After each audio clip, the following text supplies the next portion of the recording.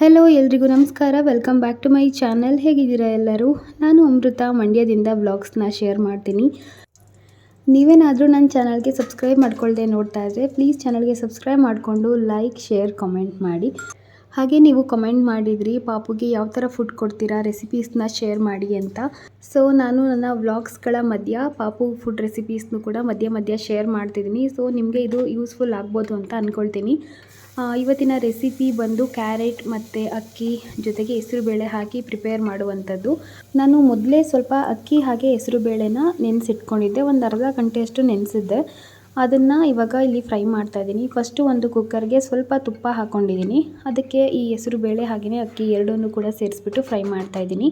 ಸ್ವಲ್ಪ ಹೊತ್ತು ಚೆನ್ನಾಗಿ ಹುರಿದ್ರೆ ಸಾಕು. ಆಮೇಲೆ ಇದಕ್ಕೆ ನಾನು ತುರಿದಿಟ್ಟಿರುವಂತಹ ಸ್ವಲ್ಪ ಕ್ಯಾರೆಟ್ನ ಸೇರಿಸ್ತಾ ಇದ್ದೀನಿ.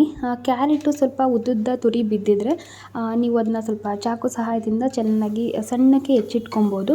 ನಾನು ತುರಿದ್ಬಿಟ್ಟು ಆಮೇಲೆ ಅದನ್ನು ಕೂಡ ಚೆನ್ನಾಗಿ ಸಣ್ಣಕ್ಕೆ ಹೆಚ್ಚಿಬಿಟ್ಟು ಹಾಕ್ಕೊಂಡಿದ್ದೀನಿ. ಯಾಕಂದರೆ ನಮ್ಮ ಪಾಪು ಏನಾದರೂ ಬಾಯಿಗೆ ಸಿಕ್ಕಿದ್ರೆ ಅವನು ವ್ಯಾಕರಿಸ್ಬಿಡ್ತಾನೆ, ಅಂತ ಇರ್ತಾನೆ. ಹಾಗಾಗಿ ನಾನು ಸ್ವಲ್ಪ ಅದನ್ನ ಸಣ್ಣ ಸಣ್ಣ ಪೀಸಾಗಿ ಕಟ್ ಮಾಡಿದ್ದೀನಿ. ತುರಿದಿರೋ ಕ್ಯಾರೆಟ್ನ ಮತ್ತೆ ಸ್ವಲ್ಪ ಸಣ್ಣ ಸಣ್ಣ ಪೀಸಸ್ ಆಗಿ ಕಟ್ ಮಾಡ್ಕೊಂಡಿದ್ದೀನಿ. ಇದನ್ನು ಕೂಡ ಹಾಕಿಬಿಟ್ಟು ಚೆನ್ನಾಗಿ ಫ್ರೈ ಮಾಡ್ತಾಯಿದ್ದೀನಿ. ಇವಾಗ ಇದಕ್ಕೆ ನೀರು ಸೇರಿಸ್ತಾ ಇದ್ದೀನಿ. ನೀರು ನಿಮಗೆ ನೋಡಿಬಿಟ್ಟು ಹಾಕ್ಕೊಳ್ಳಿ. ಹೆಸರುಬೇಳೆ, ರೈಸ್ ಎರಡೂ ಕೂಡ ಸಾಫ್ಟಾಗಿ ಬೇಯೋ ಥರ ನೀರು ಸ್ವಲ್ಪ ಹೆಚ್ಚಾಗಿ ಹಾಕ್ಕೊಬೇಕು. ಹಾಕ್ಕೊಂಡು ಅದಕ್ಕೆ ಸ್ವಲ್ಪ ಅರಿಶಿನದ ಪುಡಿ ಹಾಕ್ಕೊಳ್ತಾ ಇದ್ದೀನಿ.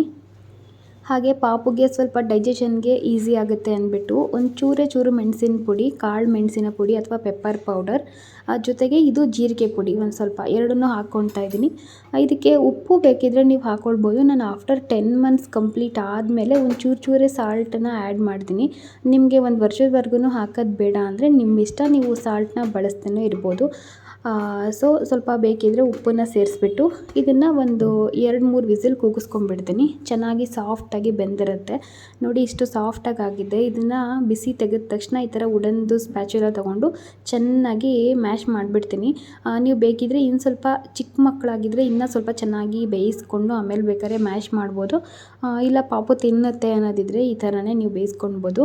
ಅಥವಾ ಈ ಥರ ಒಂದು ಮ್ಯಾಶರ್ ಬರುತ್ತೆ, ಇದನ್ನ ತೊಗೊಂಡು ಚೆನ್ನಾಗಿ ಈ ಥರ ಮಸ್ಕೊಂಡ್ಬಿಟ್ರೆ ನೀಟಾಗಿ ಆಗುತ್ತೆ. ಮಕ್ಕಳು ಹೇಗೆ ಸಾಫ್ಟಾಗಿ ತಿಂತಾರೆ ಬೆಣ್ಣೆ ಥರ, ಆ ಥರ ಚೆನ್ನಾಗಾಗತ್ತೆ. ಈ ಥರ ಮಾಡಿಟ್ಕೊಂಡ್ರೆ ಪಾಪು ಫುಡ್ ರೆಸಿಪಿ ರೆಡಿ ಆಗುತ್ತೆ. ಇದೆಲ್ಲ ನೀವು ರೆಡಿ ಮಾಡಿಬಿಟ್ರೆ ಈ ಹೆಸರುಬೇಳೆ, ಅಕ್ಕಿನ ನೆನೆಸ್ಬಿಟ್ರೆ ಅಥವಾ ಕ್ಯಾರೆಟ್ನ ತುರಿದಿಟ್ಕೊಂಡ್ಬಿಟ್ರೆ ಒಂದು 10 ಮಿನಿಟ್ಸಲ್ಲೆಲ್ಲ ಆರಾಮಾಗಿ ಪ್ರಿಪೇರ್ ಮಾಡೇ ಬಿಡ್ಬೋದು. ಸೊ ಇದನ್ನು ನಾನೀಗ ಪಾಪುಗೆ ಬಟ್ಲಿಗೆ ಹಾಕ್ಕೊಳ್ತಾ ಇದ್ದೀನಿ. ಇದಾಗಿತ್ತು ಇವತ್ತಿನ ಪಾಪು ಫುಡ್ ರೆಸಿಪಿ.